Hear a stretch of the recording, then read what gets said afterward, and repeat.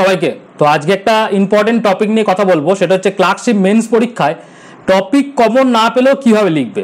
ঠিক আছে, এটা তোমাদের মধ্যে অনেকে একটা কনসার্ন যে দাদা যদি টপিকটা কমন না আসে তাহলে আনকমন টপিকটা লিখবো কি করে। তো র্যান্ডাম টপিক আমি তোমাদের এখানে আজকে 5খানা টপিক দেবো, ঠিক আছে, যার মধ্যে 2টো টপিক আমি সলভ করব আর 3টে টপিক তোমাদের থাকবে হোমওয়ার্ক। মেনলি টপিকটা লেখার প্রয়োজন কোথায় পড়ে, আমাদের 2টো টপিক লিখতে হয়। একটা হচ্ছে আমাদের রিপোর্ট লিখতে হয়, যেটা ইংলিশের ক্ষেত্রে থাকে, আর একটা হচ্ছে প্রতিবেদন লিখতে হয়, যেটা আমাদের বাংলার ক্ষেত্রে থাকে। দুটোতেই 15 মার্কস, 30 নাম্বার থাকে। তো সুতরাং এই 30 নাম্বারের জন্য তোমাকে যেটা করতে হবে সেটা হচ্ছে কমপক্ষে 150 ইচ, মানে হচ্ছে ধরে নাও রিপোর্ট 150টি এবং প্রতিবেদন 150টি টপিক পরীক্ষায়, মূল পরীক্ষায় যাওয়ার আগে কিন্তু তোমাকে প্র্যাকটিস করে যেতেই হবে।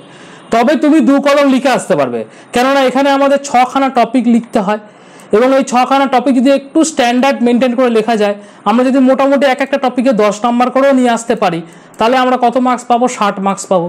আর যারা ধরো প্রিলিমিনারিতে 65-70 নিয়ে যাচ্ছ পার্ট 2তে, তাদের কিন্তু একটা চাকরি পাওয়ার সম্ভাবনা কিন্তু অনেক বেড়ে যাবে। সুতরাং তোমাকে যেটা করতে হবে সেটা হচ্ছে টপিক, যদি তুমি ওখানে হাজার হাজার টপিক আছে, এবার কোন টপিক পিএসসি দুটো দেবে সেটা না বসে থেকে, কমন পাওয়ার চক্করে না থেকে নিজের প্রিপারেশনকে এমনভাবে এনহান্স করতে হবে বা টপিকগুলোকে এমনভাবে প্র্যাকটিস করতে হবে। মেনলি মোদ্দা কথা হচ্ছে তোমাকে প্রচুর পরিমাণে প্র্যাকটিস করতে হবে, তবে তুমি এইগুলোকে কিন্তু তুমি এই যে মুক্তি, এখান থেকে তোমার পেন কিন্তু সরবে তখনই যখন তুমি অনেক মাত্রায় প্র্যাকটিস করে যাবে। নাহলে তুমি যদি ভাবো যে 2-4টে টপিক আমি দেখে গেলাম এবং পরীক্ষার হলে গিয়ে আমি যখন ওটাকে লিখবো, ভেবে লিখবো, তখন কিন্তু তোমার ভাবনা করতে করতে দেখবে 10 থেকে 15 মিনিট একটা টপিকে চলে গেছে। কিন্তু সময় কি বলেছে, সময় যেটা ডিমান্ড করছে সেটা হচ্ছে একটা টপিকের জন্য 8 থেকে 9 মিনিটের বেশি দেওয়া যাবে না, নাহলে কিন্তু পুরো 6খানা টপিক তুমি সুন্দরভাবে গুছিয়ে লিখে আসতে পারবে না। লিখতে তুমি পারবে, কিন্তু গুছিয়ে সুন্দর করে একটা স্ট্যান্ডার্ড মেনটেন করে লিখে আসা কিন্তু অনেক বড় একটা ফ্যাক্টর হয়ে দাঁড়ায়। ঠিক আছে, তো সেই জন্যই আজকে তোমাদেরকে আমি একটা র্যান্ডাম 2টো টপিক নিয়েছি এবং 3টে টপিক তোমাদের দিয়েছি প্র্যাকটিস করার জন্য। আজকে লাঞ্চের পর তোমরা অবশ্যই বিকেলের দিকে কিন্তু এই 3টে টপিক লেখার চেষ্টা অবশ্যই করবে। ঠিক আছে, তো প্রথম 2টো টপিক কি রেখেছি, প্রথম 2টো টপিক দেখো, নাগরিক স্বাস্থ্য পরিষেবায় সরকারের ভূমিকা, ভালো কথা। আর একটা রিপোর্ট হচ্ছে সোশ্যাল মিডিয়া ও বর্তমান প্রজন্ম। দেখে নিয়েছো নেপালের কি অবস্থা চলছে সোশ্যাল মিডিয়া নিয়ে, তো সুতরাং একটা কারেন্ট টপিক, এটা আমি একটা রেখেছি, আর এটা একটা স্ট্যাটিক টপিক রেখেছি। আর তোমাদের হোমওয়ার্কের জন্য 3টে টপিক যেটা রইলো সেটা হচ্ছে উন্নত সভ্যতার হাত ধরে চলছে বিজ্ঞাপনের অপপ্রয়োগ। মনে রাখবে, অপপ্রয়োগ, ঠিক আছে, এটা কিন্তু কিওয়ার্ড। এবার হচ্ছে উত্তরোত্তর বেড়ে চলেছে কৃত্রিম বুদ্ধিমত্তার চাহিদা, এআই এর যে ডিমান্ড সেটা বাড়ছে, সেটা নিয়ে তোমাকে একটা প্রতিবেদন লিখতে বলা হয়েছে। আর সময়ের হাত ধরে নৈতিক মূল্যবোধ আজ নিম্নমুখী, এটা একটা স্ট্যাটিক টপিক, এটাকে কারেন্ট টপিকে বলা যেতে পারে, এটাকে তুমি এভারগ্রিন টপিক ধরতে পারো। ঠিক আছে, তো চলো এবার আমরা একে একে সলভ করি। তো প্রথমেই দেখো, তোমরা চেষ্টা করবে এই 5টা টপিককে লেখার। আমার এই উত্তরটা দেখার আগে তুমি চেষ্টা করবে নাগরিক স্বাস্থ্য পরিষেবায় সরকারের ভূমিকা দিয়ে নিজে একটা লেখার। তারপর তুমি আমার এইটা নেবে, বা এটা আমার দেখার পর তুমি কিন্তু রেফারেন্স নেবে, অ্যান্সারটা রেফারেন্স হিসেবে নেবে। এই অ্যান্সারটা কিন্তু হুবহু টুকে মেরে আসবে না, টুকে দিলে কিন্তু কি হবে, সবাই টুকবে গিয়ে একই জিনিস, তখন নাম্বার কমে যাবে। যিনি খাতা মূল্যায়ন করেন তিনি বুঝে যাবেন যে এক জায়গা থেকে, একটা সোর্স থেকে নিয়েই কিন্তু তুমি এই লেখাটা লিখেছো। ঠিক আছে, তো সুতরাং চেষ্টা করবে সবসময় রেফারেন্স নিয়ে, আমরা যেরকম তোমাদেরকে রেফারেন্স দিচ্ছি এই রেফারেন্সটাকে নিয়ে নিজের ভাষায় আবার তুমি এটাকে ভালো করে লেখার চেষ্টা করবে। তো প্রথমে দেখো, আমাদের প্রতিবেদনের ক্ষেত্রে একটা কি হয়, একটা তোমাকে টাইটেল দিতে হয়। কি হয়েছে এখানে, নাগরিক স্বাস্থ্য পরিষেবা সরকারের ভূমিকা, বেশ সুন্দর একটা ছোট্ট টাইটেল। এবার লাইন বাই লাইন আমি তোমাদেরকে এটা আমি পড়ে শোনাচ্ছি বা আমি এটাকে ডেসক্রাইব করছি, তোমরা কিন্তু একটু ভিডিওটা টানবে না, উইদাউট টেনে কিন্তু ভালো করে দেখবে। প্রথম কি বলেছে লাইন দেখো, বিগত বেশ কয়েক বছর ধরে চিকিৎসার খরচ ক্রমশ ঊর্ধ্বমুখী হয়ে উঠেছে। বেশ, তার উপর করোনা অতিমারির প্রকোপে জীবনদায়ী চিকিৎসার ব্যয় বহু মানুষের নাগালের বাইরে চলে গেছে। ঠিক আছে, অথচ সুস্থ স্বাস্থ্য পরিষেবা লাভ করা মানুষের সামাজিক অধিকারের মধ্যে পড়ে। ঠিক আছে, আর এই প্রসঙ্গেই স্বাস্থ্য পরিষেবায় সরকারের গুরুত্বপূর্ণ ভূমিকা হয়ে উঠেছে গুরুত্বপূর্ণ। বেশ, খুব সুন্দরভাবে কিন্তু ইন্ট্রোডাকশনটা লেখা হয়েছে। যদিও আমাদের রিপোর্টের ক্ষেত্রে কি হয়, প্যারা তো আর ব্রেক করা যায় না, ইন্ট্রোডাকশন বা ওরকম কিছু হয় না, তবুও তোমাকে একটা ছোট 2-4 লাইনের মধ্যে এই তোমাকে টোটাল ম্যাটারটাকে, বিষয়টাকে বোঝাতে হবে, তাহলে এটা এখানে বোঝাতে পারা গেল। এবার হচ্ছে ভারত সরকারি স্বাস্থ্য ব্যবস্থার পাশাপাশি বেসরকারি স্বাস্থ্য ব্যবস্থা চালু থাকলেও সামগ্রিক জনসংখ্যার মুষ্টিমেয় কিছু অংশই তা পরিষেবা গ্রহণ করতে পারে। অবশ্যই সবাইকে আর বেসরকারি স্বাস্থ্য পরিষেবা নিতে পারে, কারণ অনেক ব্যয়বহুল রয়েছে। ফলে চিকিৎসা পরিষেবার নিরিখে তৈরি হয় এক সামাজিক বৈষম্য। অবশ্যই যাদের টাকা আছে তারা ভালো চিকিৎসা পরিষেবা নিতে পারে, যাদের টাকা নেই তারা ভালো পরিষেবা নিতে পারে না। এটা একটা বৈষম্য তৈরি হচ্ছে সমাজের মধ্যে। সরকারি স্বাস্থ্য ব্যবস্থা যেভাবে দেশের প্রত্যন্ত অঞ্চলে পৌঁছতে পারে, বেসরকারি স্বাস্থ্য ব্যবস্থার ক্ষেত্রে লাভ ক্ষতির হিসাবের ভিত্তিতে তা কখনো সম্ভব নয়। একদমই তাই। দেখো সরকার কি হয়, এটা ওয়েলফেয়ার স্কিমের মধ্যে চলে, তো সেক্ষেত্রে কি হয়, সে কিন্তু প্রত্যন্ত জায়গায় একটা সেট তৈরি করতে পারে। কিন্তু যখন আমরা বেসরকারি ক্ষেত্রে আসি, বিলগ্নীকরণের ক্ষেত্রে আসি, তখন কিন্তু যেটা হয় সেটা হচ্ছে তোমাদের লাভ ক্ষতিটা তারা দেখে। তারা কিন্তু সবসময় চেষ্টা করে যে বড় বড় যে ঝাঁ চকচকে শহরগুলো রয়েছে সেখানে একটা কিন্তু হসপিটাল খোলার, রাদার দেন একটা প্রত্যন্ত গ্রামে, কেন ওখানে যে পারচেসিং ক্যাপাসিটিটা কিন্তু মানুষের মধ্যে নেই অ্যাজ কম্পেয়ার টু শহরের মানুষের কাছে। তো সুতরাং এই বৈষম্যটা কিন্তু থেকেই যায়। তাহলে এই বৈষম্য থেকে বেরোনোর জন্য সরকার কি ভাবছে?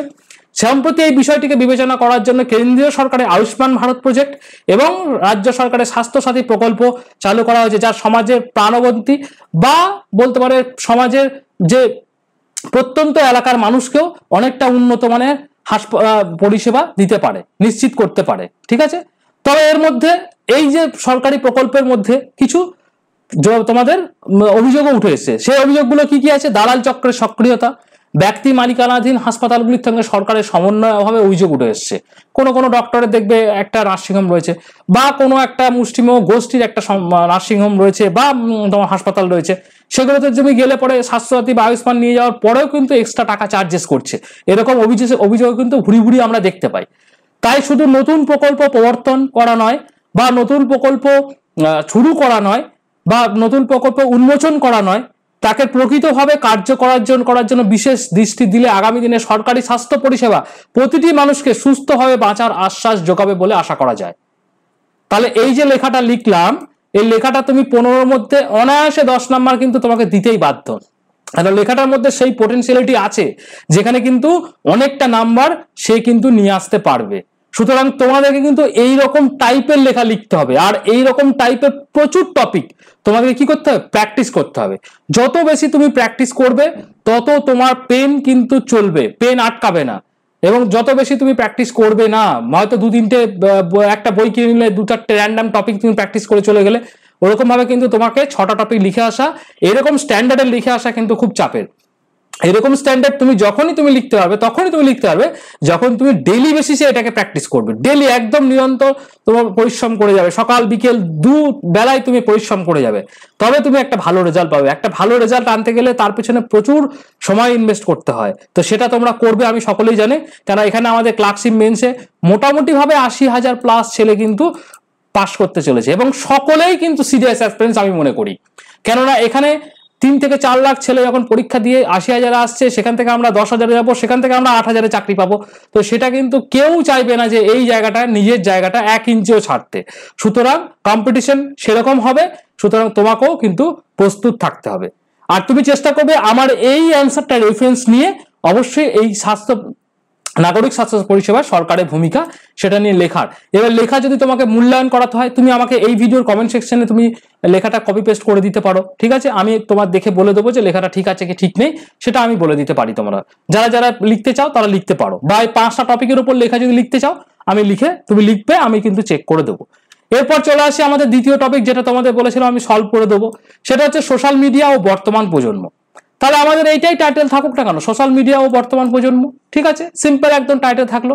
এবার দেখো কি বলেছে, উত্তর আমরা আসি, রেফারেন্স উত্তরে আমরা আসি। এটা মডেল অ্যান্সার, কিন্তু সবসময় কিন্তু চেষ্টা করবে এই যে টপিকগুলো আমরা দিচ্ছি এগুলো বাইরে গিয়ে লেখার চেষ্টা করবে। ঠিক আছে, আমি কিন্তু ম্যাটারটা তোমাদের বোঝানোর চেষ্টা করছি, রাদার দেন তোমাদেরকে বলছি কপি পেস্ট করে লেখার চাইতে। এবার দেখো প্রথম কি বলেছে, সহজলভ্য স্মার্টফোন। ঠিক আছে, স্বল্প মূল্য ইন্টারনেটে হাত ধরে সামাজিক যোগাযোগ ব্যবস্থা এক মাধ্যম হয়ে উঠেছে সোশ্যাল মিডিয়া। কারণ আমরা সকলেই জানি যে এখন স্মার্টফোন খুবই স্বল্প মূল্যে পাওয়া যাচ্ছে, ইন্টারনেটের অ্যাক্সেস সেটাও কিন্তু অনেক কম টাকাতে, কিন্তু অ্যাজ কম্পেয়ার টু 5 বছর 10 বছরের আগে কিন্তু এখন কিন্তু খুব সহজলভ্য হয়ে গেছে। সুতরাং মানুষের কাছে কিন্তু এই জিনিসটা খুব ইজি অ্যাক্সেস হয়ে গেছে, বা তরুণ প্রজন্মের কাছে ইজি অ্যাক্সেস হয়ে গেছে। তরুণ প্রজন্মের দ্রুতগতির জীবনে চিন্তা ভাবনা, ব্যক্তিগত সম্পর্কে রসায়ন নির্মাণের গুরুত্বপূর্ণ ভূমিকা রয়েছে। খুব ভালো, বাস্তব জগতের অস্তিত্বকে দূরে সরিয়ে দিয়ে এক অলিক ভার্চুয়াল জগতে অভ্যস্ত হয়ে চলেছে এই তরুণ আধুনিক সমাজ। ঠিক আছে, আধুনিক সমাজ কিন্তু এই ভার্চুয়াল যে একটা জগৎ রয়েছে সেটাতে কিন্তু অভ্যস্ত, আস্তে আস্তে নিজেদেরকে যে বাস্তবের যে অস্তিত্ব সেটাকে দূরে সরিয়ে রেখে এর মধ্যে কিন্তু তারা কিন্তু মগ্ন হয়ে যাচ্ছে। ব্যক্তি মানুষের নিজেকে বিজ্ঞাপিত করার প্রবণতা একে অপরকে তুলেছে ঈর্ষান্বিত। নিজেকে বিজ্ঞাপিত করাতে মানে যেখানেই খেতে যাক না কেন টুক করে একটা ছবি তুলে দিয়ে দিল, বা যেখানে যা কিছু ইভেন্ট হচ্ছে সবই সে সোশ্যাল মিডিয়ার মাধ্যমে সে কি করছে, এও দিচ্ছে ও দিচ্ছে, মানে একটা কম্পিটিশন চলছে। ঠিক আছে, নিজেকে ভাইরাল করার নেশায় কেউ কেউ ভুয়ো খবরও প্রচার করে চলেছেন, যা সামাজিক স্থিতাবস্থাকে বিঘ্নিত করছে। অবশ্যই কোনো একটা খবর দেখা গেল যেটা আমাদেরকে স্থিতাবস্থাটাকে আমাদেরকে বিচলিত করতে পারে, সেরকম ধরনের খবর দেখা যাবে সে শেয়ার করে দিচ্ছে। ঠিক আছে, নিজেকে একটুখানি লাইমলাইটে আনার জন্য, ভাইরাল করার জন্য। ঠিক আছে, তো এটা কিন্তু হচ্ছে। তবে সোশ্যাল মিডিয়ার কিছু ইতিবাচক দিকও আছে। এটা শুধুমাত্র নেতিবাচক কেন্দ্রিক তুমি কিন্তু করবে না, কারণ এখানে বর্তমান প্রজন্মের দুটো দিকে কিন্তু আমাদের এখানে দেখতে পাচ্ছি, এটা কিন্তু তোমাকে মনে রাখতে হবে। ঠিক আছে, এবার ইতিবাচক দিক কি, নিজেদের সৃজনশীল চিন্তাভাবনা এবং শিল্পকর্ম বহু মানুষের সামনে করতে পেরেছে বর্তমান প্রজন্ম সোশ্যাল মিডিয়ার সাহায্যে। দেখো, কেউ ধরো হ্যান্ডক্রাফটসের কাজ করে, ঠিক আছে, বা কোনো একটা কে ক্রিয়েটিভ কাজ করছে, সে কি করছে, তার নিজের চিন্তা ভাবনা শিল্পকর্মের মাধ্যমে বিভিন্ন মানুষের কাছে পৌঁছাতে পারছে, বহু মানুষের কাছে সোশ্যাল মিডিয়ার মাধ্যমে পৌঁছে গিয়ে একটা আর্থিক উন্নতিও তাদের কিন্তু হচ্ছে। তরুণ প্রজন্ম নিজেদের ব্যবসার প্রসার বা নতুন কিছু শেখার জন্য সোশ্যাল মিডিয়ার সাহায্য নিচ্ছে। অবশ্যই বিভিন্ন যে দেখবে যে তোমাদের এখন দেখবে এই সোশ্যাল মিডিয়ার মাধ্যমে বিভিন্ন যে বুটিক বলো বা বিভিন্ন প্রোডাক্ট বলো, কোনো মানুষের যে প্রোডাক্ট রয়েছে সেই প্রোডাক্ট বিক্রি করার জন্য সোশ্যাল মিডিয়ায় প্রচন্ড মার্কেটিং করছে, নিজের ব্যবসার প্রচার করছে। এগুলো একটা সদর্থক দিক, যেমন নর্থক দিক রয়েছে তেমন সদর্থক দিক। সুতরাং প্রযুক্তির অগ্রগতির সঙ্গে সঙ্গে বর্তমান প্রজন্মের দায়িত্ববোধ সঞ্চারিত হলে সোশ্যাল মিডিয়াকে ইতিবাচক ক্ষেত্রে ব্যবহার করা সম্ভব। খুব সুন্দরভাবে কিন্তু এই লাস্ট লাইনটা তোমাদের কিন্তু কমপ্লিট করা হলো, এবং এই যে লেখাটা এটাও কিন্তু ইকুয়ালি ইম্পর্টেন্ট তোমাদের জন্য, যে এ কিন্তু 10 মার্ক নেওয়ার মতো কিন্তু পোটেনশিয়াল লেখাটার মধ্যে রয়েছে, তোমরা কিন্তু সকলে দেখে নিয়েছো। সুতরাং এটা তোমরা কিন্তু এইভাবে কিন্তু তোমরা যদি লেখাগুলোকে প্র্যাকটিস করো প্রত্যেক দিন। হ্যাঁ, আমি তোমাদের কি করেছি, এই যে 5টা টপিক দিলাম, এই যে 5টা টপিক 3টে টপিক তোমাদের আমি হোমওয়ার্ক দিলাম, এগুলোকে করো। এগুলো যদিও আমাদের যে ভিশন WBCS এ ক্লার্কশিপের যে ব্যাচ চলছিল না, সেই ব্যাচের মধ্যে অলরেডি আমরা কিন্তু এগুলো কমপ্লিট করে দিয়েছি। তো সুতরাং তোমরা এই যে আমাদের ক্লার্কশিপ ব্যাচে যদি কোনো সিরিয়াস অ্যাসপেন্ট তোমাদের এই ভিডিও দেখছো, আমাদের এই ব্যাচের মধ্যে জয়েন হতে চাইছো, যেমন ধরো এখানে কি বলেছে 50টা ফুল মক আছে, তাহলে 50টা ফুল মক ইন্টু 6টা করে টপিক, মানে কত তুমি টপিক পাচ্ছ 300টা। আর আমি এক্সট্রা করে যে 6টা টপিক রয়েছে না, রিপোর্ট, তারপরে তোমাদের প্রেসি, তারপরে ট্রান্সলেশন, এগুলোর উপরে আরো 500টা টপিক আমি আরো এক্সট্রা করে করাবো বলেছি ব্যাচের মধ্যে। তাহলে তোমার টোটাল এই ব্যাচের মধ্যে কতগুলো টপিক আমি করাবো, টোটাল 800 খানা টপিক আমি এই ব্যাচের মধ্যে করাবো, যার মধ্যে 50টা ফুল মকের মধ্যে আজকে কিন্তু 12 নম্বর ফুল মকটা কিন্তু উঠে গেছে। কিছুক্ষণ পর বিকেলের দিকে হয়তো তোমাদের 13, 14, 15 উঠে যাবে।